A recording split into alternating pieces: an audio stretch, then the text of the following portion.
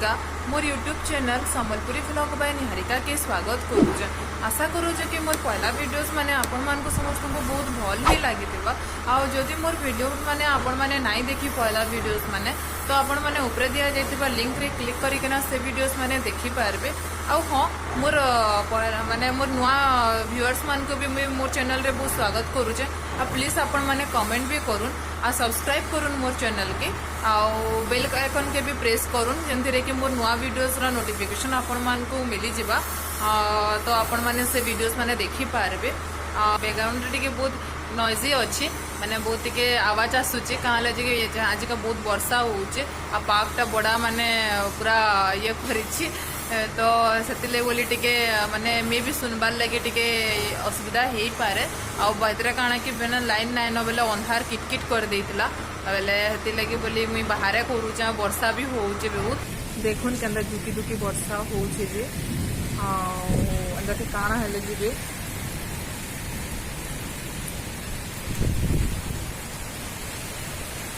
भल लगुचे।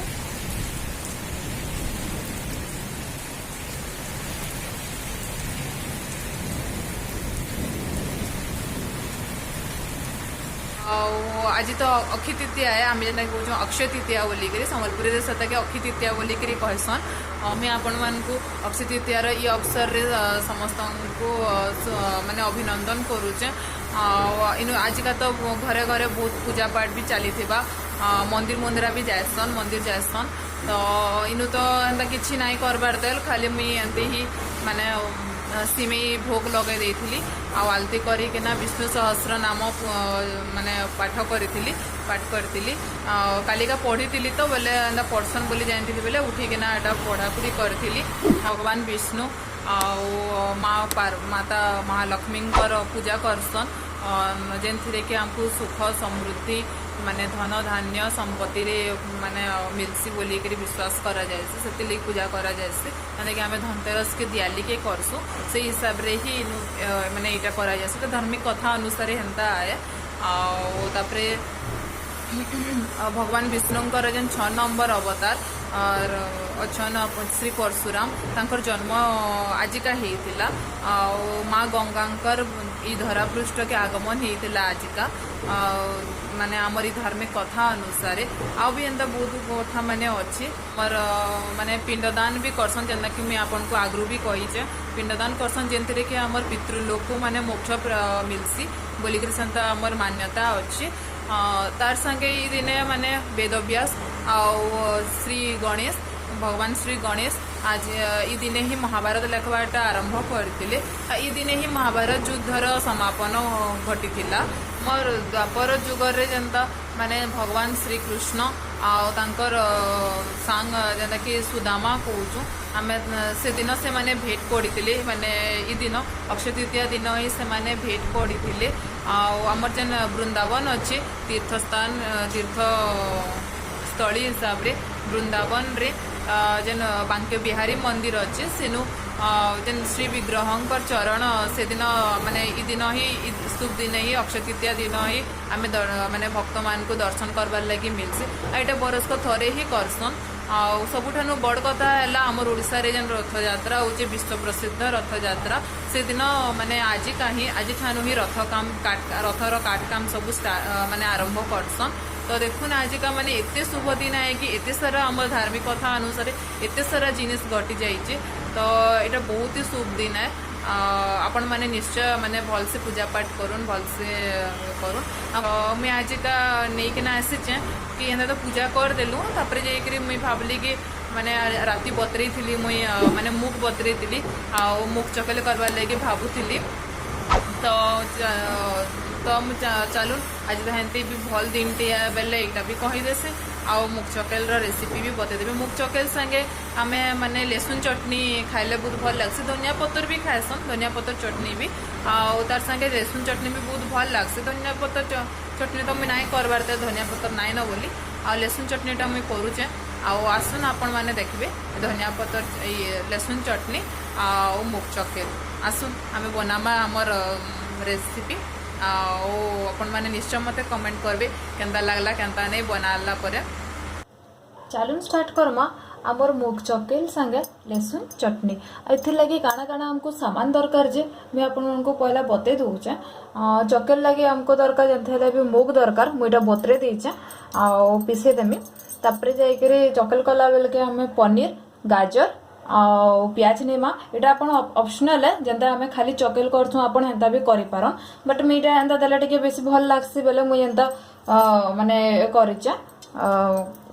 आउे आम चटनी लगे नाम अदा लहसुन सुखा मिर्चा यहाँ के बुतरे देवे अधा घंटा बेगे आ जीरा सुरसो आउ हिंग टिके नेबे आ जदि आपनकर जदि मेसिंगा पतर अच्छे बेले भी सेटा भी आपन नहीं पारन जदि माने मिलुचे बेले इनो तो नहीं मिलला बेले मैं मेसिंगा पतर नहीं देना नेले जदि आपन पाखे अच्छे बेले सेटा नहीं पारन। तो चलो मुझे पहला मुगटा के बुतरे माने पिसे दूचे आउे जाई फिर चकेल बनामा। देखुन पिठोटा रेडी हो गलान आ चलो ना चकेल बनामा ये मुई टिके नून ऐड कर दूचे नून ऐड करुचे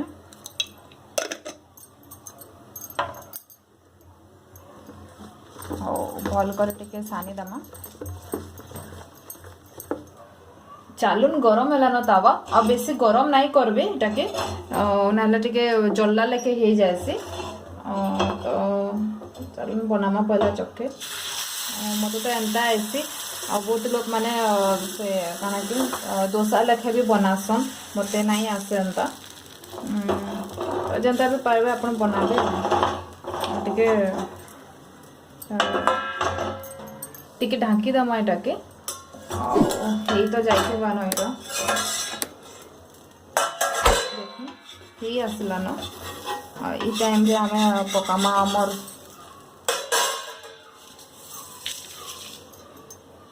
किछि पनीर गाजर आओ प्याज तेल टिके भी दे दमा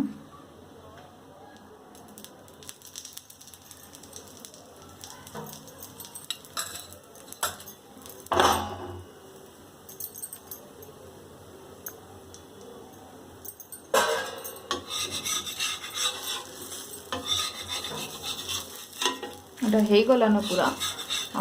এটাকে আমি লেটাই দেমা দেখুন এমতা হয়ে যাব আপন মানে গরম গরম এটাকে দেই পারবে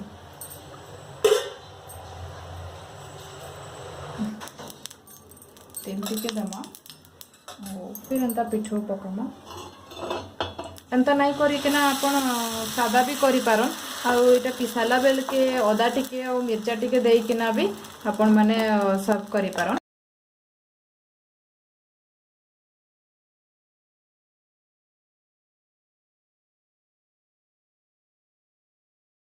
देखुन हमर चकेल तो हो गलान यहाँ आछे आम लहसुन चटनी बनामा चलून स्टार्ट करमा आम लहसुन चटनी के पहला आम गोटे पैन रे गरम करना से तेल दे दमा तेल कम देबे एछन जस्ट टिके फ्राई करबार लगे एक तापर आम देमा लहसुन तो गरम है न बेसी गरम ना करबे देमा लहसुन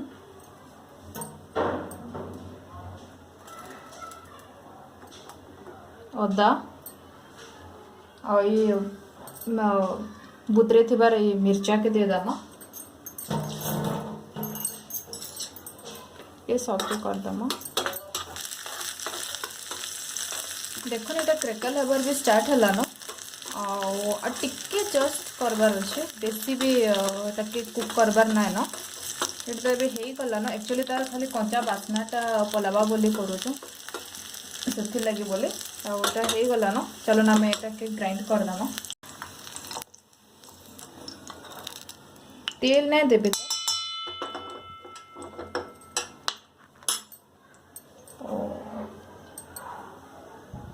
पानी टिके दमा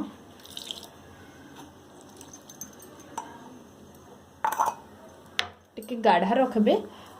लहसुन अदा मिर्चा ग्राइंड हला पर एंता दिसबा अब अपन माने जदि आउ टिके लाल करबार के चाहउचन बोले मिर्चा भी नहीं पारन आउ टिके राग लगे सेटा आउ टिके लाल दिसबा କିନ୍ତୁ ଏଇଟା ବେଶୀ ରାଗ ହେବା ବୋଲି ମୁଇଁ ଆଉ ନାଇଁ जदि काश्मीरी मिर्चा नौचन बोले सेटा जखन हेले भी चलबा तार कलरटा रेडी साइसी सेटा बहुत भल लागबो। चलो ना आम फिर स्टार्ट करमा। आटा तो पैनटा तो गरम है तेल तेल टिके जह देबे बेले यहाँ केते बेल तक माने आमे केते दिन तो 8-10 दिन तक भी आमे रखी पारमा। आपन जो क्वांटिटी रे भी बेसी क्वांटिटी रे भी आपन बने पारबे। तार परे दमा आमे हमर सुरसो जीरा क्रैकल हवा स्टार्ट हो जाना।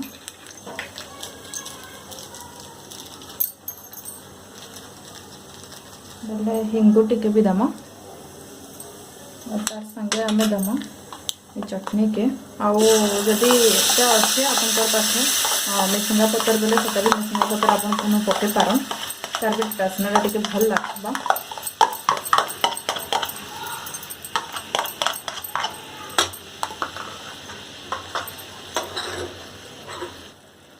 देखुन ये टिके कलर ना आसबार बेले मत सेटिस्फाइड ना लगला बेले मुझे काश्मीरी मिर्च ऐड कर दो ये टिके राग नाई करे।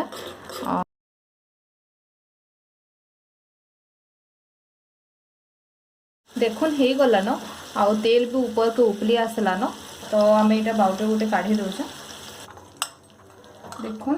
तेल माने भी सब कले आलान आमटा ये काढ़ी दौचे गोटे बाउटे। अब आम रेडी हो गला लहसुन चटनी।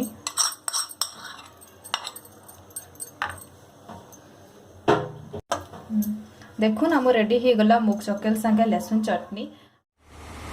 देखले तो आपण माने मुग चकेल और लहसुन चटनी केनता बना हसी जे आपण माने निश्चय घरे ट्राए करून मते निश्चय कमेंट करके ना बतन केनता लागला जे मोर मैं आउ थे फिर कहूचे प्लीज मोर वीडियो के लाइक शेयर एंड कमेंट करून तार संगे सब्सक्राइब भी करून। ये वीडियोटा मुझे आज इनु रखुचे फिर भेट पड़मा गोटे नुआ वीडियो गोटे नुआ कॉन्सेप्ट संगे आ गोटे नुआ रेसिपी संगे भी भेट पड़मा। रखुचे जुहार।